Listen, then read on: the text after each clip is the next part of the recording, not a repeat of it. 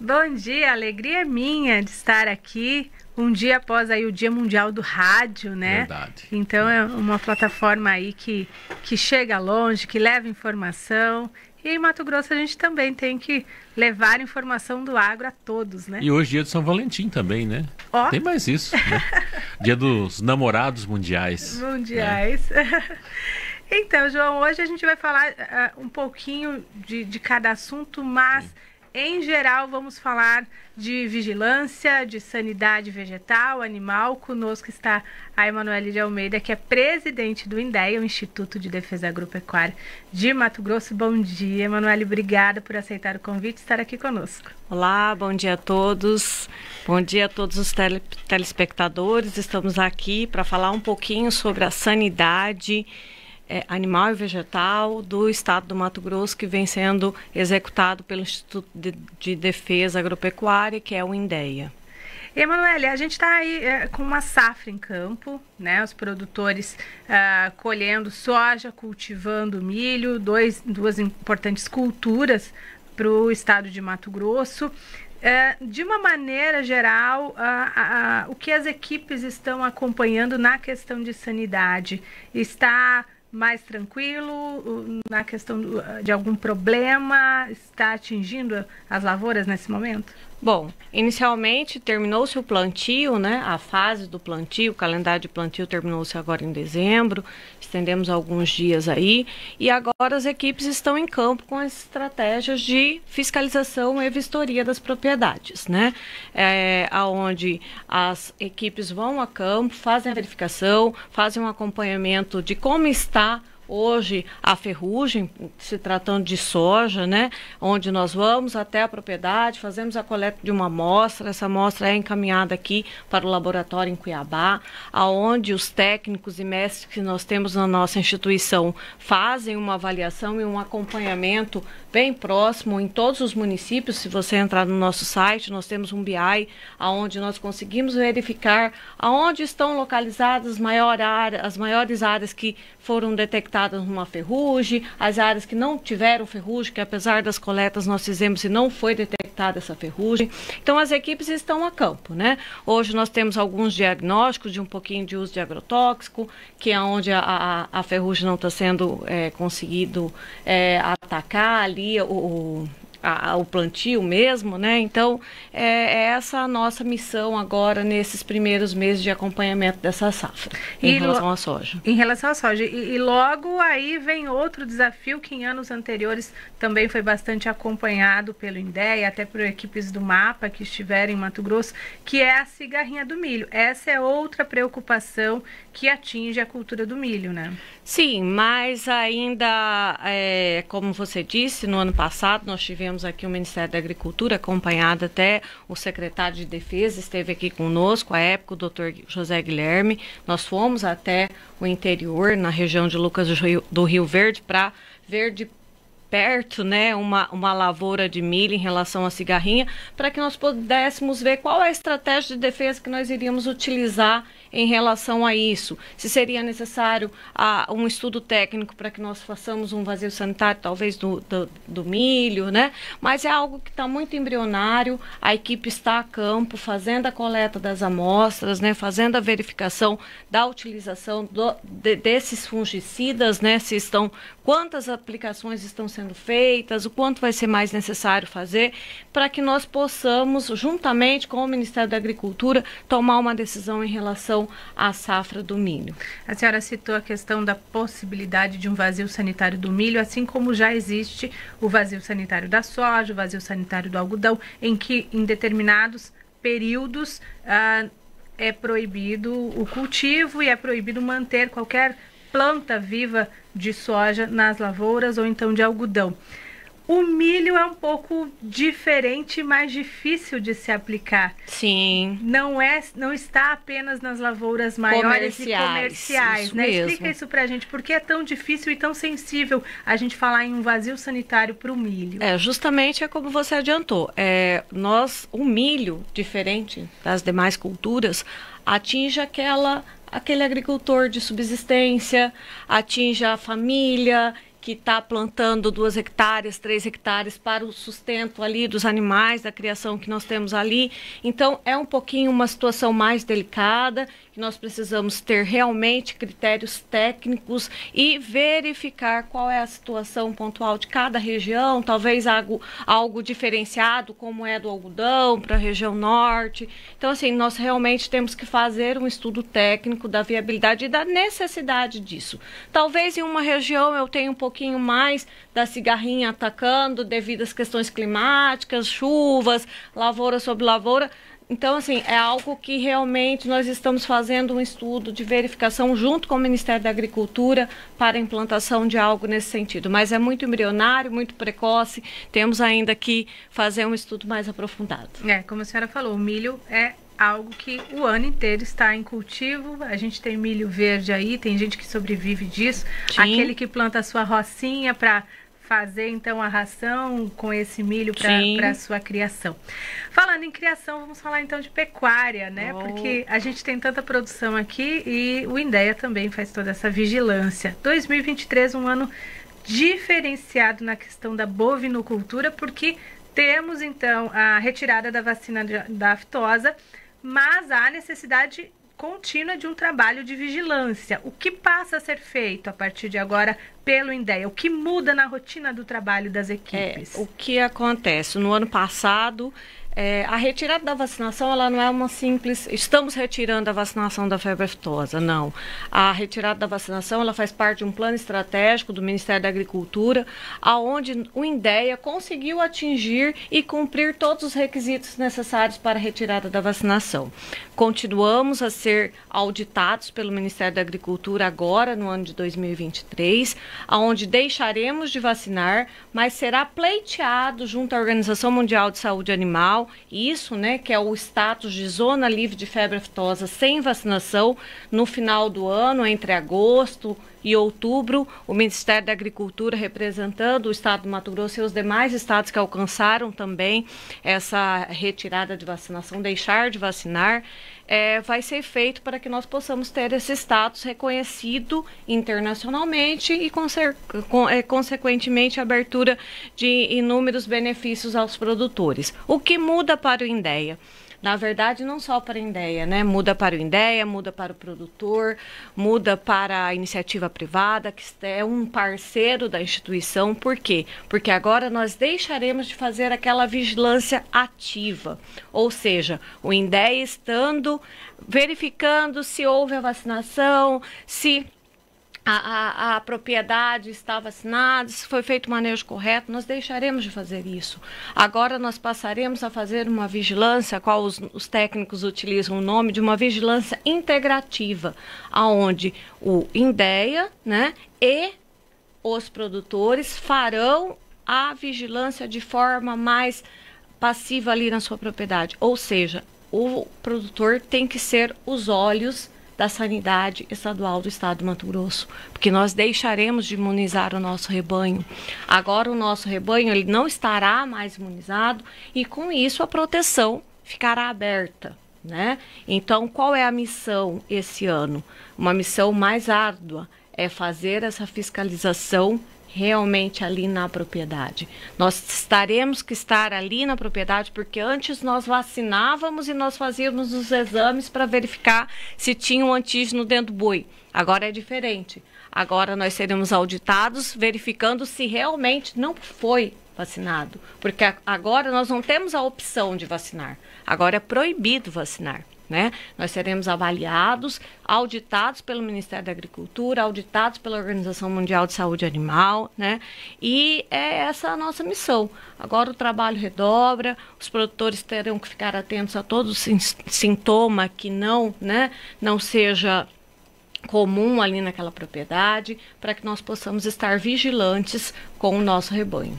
Até porque a Mato Grosso ainda está sem a vacinação, mas de certa forma, em um período de análise, ele ainda vai receber esse status de uma área, de um estado livre, né? Isso, como eu disse inicialmente, nós passamos por um período de avaliação, um plano nacional que iniciou-se em 2017 e findou-se agora em 2021, e essa auditoria ela continua. Nós somos avaliados em 41 itens de critérios que a nota vai de 0 a 5. 0 é ruim, a sua certificação, e 5 você tem excelência. Hoje o estado do Mato Grosso está com 3,8 na nota, né? E nós temos que alavancar muito mais, né? Buscar melhoria na prestação de serviço, da sanidade, da fiscalização, da certificação, para que nós possamos continuar, né? A gente agora em abril, novamente, nós seremos auditados, a equipe vem novamente para o estado do Mato Grosso, anda no estado todo, fiscaliza os nossos escritórios regionais, como eles estão, e realmente vão a campo para fazer essas amostragens no nosso rebanho. E o que está faltando para subir um pouquinho essa nota e atingir os 5? Tá faltando. Na verdade, 5 é excelência, né? Então, assim, o estado do Mato Grosso, hoje, por exemplo, nós temos 99% do nosso esquema vacinal, ok.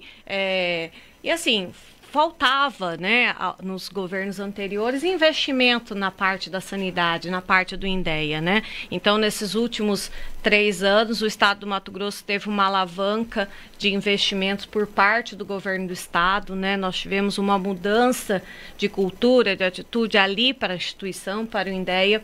Tudo isso fez com que a nossa nota se elevasse e nós estamos buscando muito mais melhorias em relação a pessoal, estrutura, né? Condições de trabalho. Então, tudo isso é um cenário diferente dos 3 últimos anos do que nós vivemos atualmente. Bom, Emanuele, João, você ouviu falar ultimamente mais da influenza aviária, desse problema que a gente está enfrentando aí em vários continentes, em vários países pelo mundo, e aí para o nosso medo está bem pertinho aqui também. Pois é, o noticiário, né, ele está trazendo essa questão. E até emendando aí com uma questão que eu estava pensando aqui, né? A gente está falando aí da questão da aftosa também, né? Sim. Nós temos um problema sério de fronteiras. Sim. Não só fronteira internacional, como com os estados. Esse trânsito de animal, e já pensando também na influenza, como que fazer a fiscalização disso? Bom, quando nós temos o estado sanitário igual, né, nós não temos problemas ali com o trânsito interestadual. Por exemplo, nós não teremos problema com o estado do Mato Grosso, Mato Grosso do Sul, estado do Mato Grosso de Goiás, que hoje tem o mesmo estado sanitário, deixaram de vacinar. Mas, por exemplo, nós temos uma situação específica com o estado do Pará, né? O estado do Mato Grosso deixou de vacinar, no entanto, o estado do Pará ainda este ano continua a vacinação. Como não foi pleiteado ainda na Organização Mundial de Saúde Animal essa retirada da vacinação, nós ainda temos o trânsito livre entre o estado do Pará e o estado do Mato Grosso. Mas isso pode mudar no ano que vem, caso o estado do Pará não acompanhe e não alcance a mesma evolução que o estado do Mato Grosso. E aí, o que nós teremos que fazer? Nós teremos que fazer uma vigilância ostensiva ali naquela parte, né? Nossos estudos estão sendo realizados, né? Nós temos a nossa equipe técnica, os profissionais estão viabilizando qual a melhor forma, qual a melhor estratégia de conter esse comércio ali, esse trânsito ali entre Pará e Mato Grosso. Estaremos colocando vigilância por meio de câmeras. Hoje é uma realidade na fronteira ali. Hoje nós já temos instaladas câmeras em parceria com a Secretaria de Segurança Pública, onde nós fazemos o controle por meio das câmeras ali nos pontos principais da fronteira. Né? Apesar de não ser competência do estado do Mato Grosso, ser uma competência federal, mas é algo que nós fazemos em parceria com o Ministério da Agricultura. Então, nós estamos buscando alternativas. Vamos verificar a instalação dessas barreiras, dessas câmeras, né, de segurança. Alguns postos fiscais será imprescindível a instalação disso, né, para que nós façamos realmente a parada daquele caminhão, a fiscalização daquele caminhão, e estamos buscando alternativas, né, barreiras volantes, de verificar como iremos coibir esse trânsito, mas o principal vai ser a conscientização do produtor. O produtor ele vai ter que ter a consciência de que o status sanitário, caso o Pará não saia, será diferente do estado do Mato Grosso. E caso nós descumpramos essas regras, o principal prejudicado será o produtor. E com a Bolívia? Com a Bolívia. Como eu disse, a Bolívia, a barreira internacional, a fronteira é competência do Ministério da Agricultura, certo? Hoje, como nós fazemos para realizar ali a fiscalização na fronteira, nós fazemos a fiscalização das propriedades que estão ali na fronteira. Hoje nós temos em torno de 1.200 propriedades que estão ali na fronteira e que nós fazemos a vigilância ostensiva ali. Nossos veterinários, a nossa equipe, nós temos 6 equipes de vigilância. Tem produtor ali da fronteira que até já está enjoado de ver a cara do servidor de Indéia, né? Sim. Porque todo dia, praticamente, nós temos 1.200, em torno de 1.200 propriedades e, assim, os fiscais vão mesmo, fazem a vigilância, verificam os animais para fazer uma vigilância preventiva de algo que acontece ali. Além disso, nós também temos barreiras volantes que são realizadas também todos os dias, com exceção à noite, que temos parcerias com o Gefron. Estamos bem atentos ali na fronteira. E a influenza, tem como frear? A influência, não. É isso que eu ia questionar, porque fronteira seca para bovinos você faz por baixo, né, João? Isso. Mas aqui a gente tem particularidades ainda em Mato Grosso. Temos o Pantanal, que atrai aí aves migratórias, e esse espaço aéreo não tem como ser vigiado, fiscalizado e nem mesmo fechado para esses animais.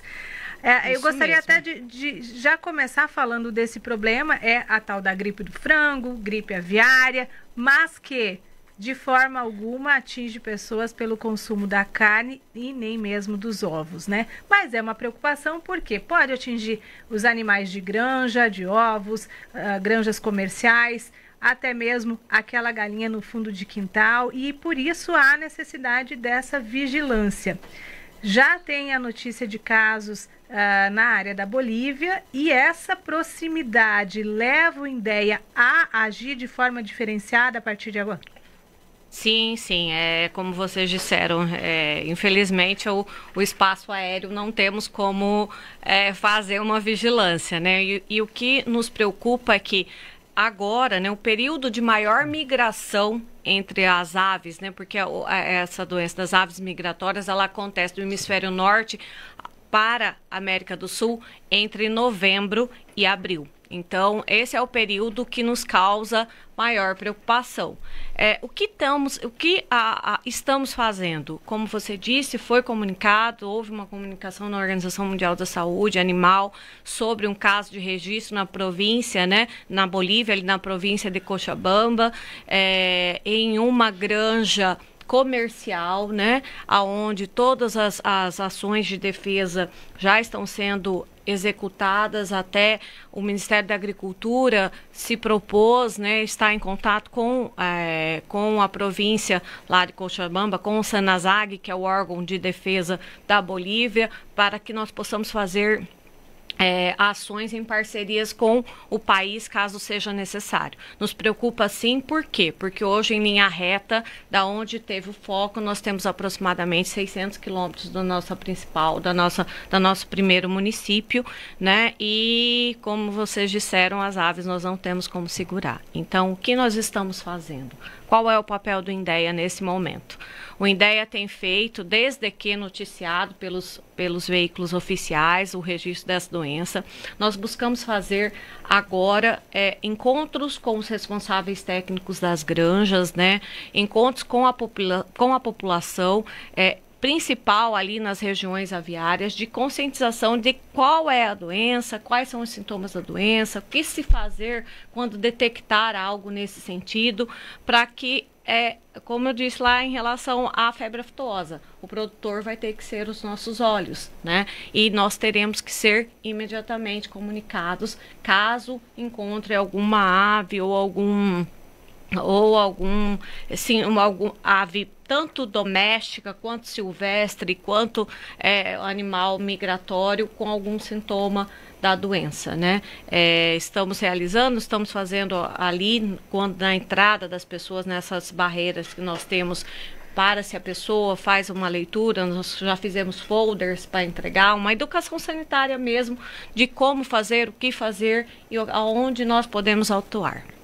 Dejane, o Antônio Luiz, ele tem uma pergunta, sobre a questão de marcação de gado. É o Antônio Luiz, que é lá de Pontes Lacerda. Bom dia, Dejane. Bom dia, Emanuele. Prazer tê-la aqui no interior. Fala um pouco para nós sobre a importância da marca a fogo nos animais a partir de então, já que até ano passado não havia obrigatoriedade. O que o produtor rural precisa fazer realmente vai ser cobrado por parte da fiscalização do INDEA, que os animais tenham a marca registrada no órgão? Antônio Luiz de Pontes Lacerda. Bom dia, Antônio. Sim, na verdade, o que é essa marca? Não é a marca de fogo, né? O que está sendo exigido e está sendo cobrado através de uma portaria conjunta entre o INDEA e o Ministério da Agricultura, e temos uma legislação que nos ampara isso, é a identificação do seu rebanho, né? Não é a marca de fogo, é uma opção de se fazer a identificação do seu rebanho. Culturalmente, dentro do estado, nós temos que o nosso gado, os nossos semoventes, são identificados com a marca de fogo. Mas também nós temos os casos que pode se identificar com um brinco, pode se identificar com um chip. A forma de registro vai ser opção do produtor. O que se torna obrigatório é a identificação e o registro do gado, do rebanho. Por quê? Isso aí faz parte do nosso plano estratégico, é um dos requisitos do nosso plano estratégico de retirada da vacinação, é ter a rastreabilidade do rebanho. Eu preciso saber da onde ele nasceu, aonde ele criou, para onde ele foi, qual foi a sua destinação final. Então, a marca de fogo, né? Não só a marca de fogo, mas a identificação do rebanho, ela vai ser obrigatória, e nós temos o prazo até do mês de julho para que todos os produtores do estado do Mato Grosso façam a identificação do seu rebanho e leve essa identificação para o INDEA, para que nós possamos lançar no nosso sistema. Bom, Emanuele, só voltando na questão da gripe aviária, você falou desses sintomas. A morte de muitas aves recorrentes, como é que é a identificação, então, que as pessoas que nos ouvem, não apenas aquelas que criam em larga escala, que têm granjas, porque essas já estão mais atentas, mas mesmo aquelas que têm uma criação doméstica, né, no seu sítio, como elas ficam atentas a esses sintomas, principalmente ali nessa faixa de fronteira ou próximo ao Pantanal? Isso. Na verdade, a gripe aviária, geralmente vem com um alto índice de mortalidade, né? Geralmente assintomático, quando ela pega naqueles animais, a morte é súbita e sem muitos sintomas. E geralmente abrange todo o seu plantel ali, né? Toda a sua criação. Mas nós temos situações que temos sintomas, sim. Quais são esses sintomas? Tosse, espirro, né? A ave, ela fica com inchaço, com edema, inchaço nas articulações, na crista, há um inchaço naquela crista. Ela tem sistemas nervosos, ou seja, ela não tem firmeza no andar, as asas elas caem, né? Ela treme, né, ao andar, e também diarreia e desidratação. Então, essas são as principais características. Também uma outra coisa, os ovos, a postura, né? Elas passam a botar um pouco menos, né? Os ovos têm característica um pouquinho mais, a casca ela fica fica um pouco mais frágil, o ovo se torna deformado. Então, essas são algumas características de sintomas que essa ave pode estar ali acometida dessa influência aviária, né? E aí, só para a gente finalizar, nessa questão, então, que há necessidade desses alertas maiores de vigilância, talvez reforçada, o INDEA está equipado, preparado número suficiente de pessoal para esses casos? Sim, a melhor forma de combate e abate ali da doença, caso a população, os produtores, vejam algum desses sintomas que foi agora relatado, tosse, espirro, esteja cambaleando, que comunique ao INDEA. Hoje nós estamos presentes nos 140 municípios. Você pode se deslocar até as unidades locais, chame o médico veterinário. Hoje nós tivemos um incremento no nosso pessoal. Nós temos médicos veterinários em quase 80% ou 85% dos municípios no estado do Mato Grosso. Então vá até uma unidade do INDEA, comunique ao médico veterinário que este médico veterinário irá se deslocar à sua propriedade, fazer inicialmente uma avaliação dessa ave. Caso seja confirmado algum desses sintomas, o médico veterinário irá fazer a coleta e será encaminhado aos laboratórios oficiais para diagnóstico. Bom, Emanuele, eu te agradeço. A gente tem muito assunto. Se deixar aqui, a gente fica o dia inteiro, porque a gente está falando de um estado muito produtivo e um órgão tão importante que cuida aí da questão de sanidade vegetal e animal. Mas eu quero só reforçar que essa questão, então, da influenza aviária, da gripe do frango, é algo preventivo. Não há o problema no Brasil, ele está rondando aqui em países vizinhos, mas o Brasil tem um controle muito grande, inclusive as visitas em granjas sempre foram dificultadas, né? E estão cada vez mais difíceis assim, de serem feitas. As granjas estão tomando todos os cuidados, como eu falei, não há esse problema de contaminação aos humanos pelo consumo de carne, do frango ou mesmo dos ovos. Então fica mesmo essa questão preventiva, né? E eu te agradeço por estar aqui conosco trazendo essas informações. Obrigada a todos. E lembrando que o INDEA está à disposição para atendimento de todos os produtores e munícipes no estado do Mato Grosso. Qualquer sintoma relacionado a isso que já foi dito, por favor, procure o INDEA. Nós somos parceiros de vocês. É isso, João. Importante a gente alertar a população, né, para não criar um medo, sim, mas também que estejamos aí prevenidos, né? Informação é tudo, né? Com certeza. Estando bem informado ajuda bastante. É o nosso papel aqui.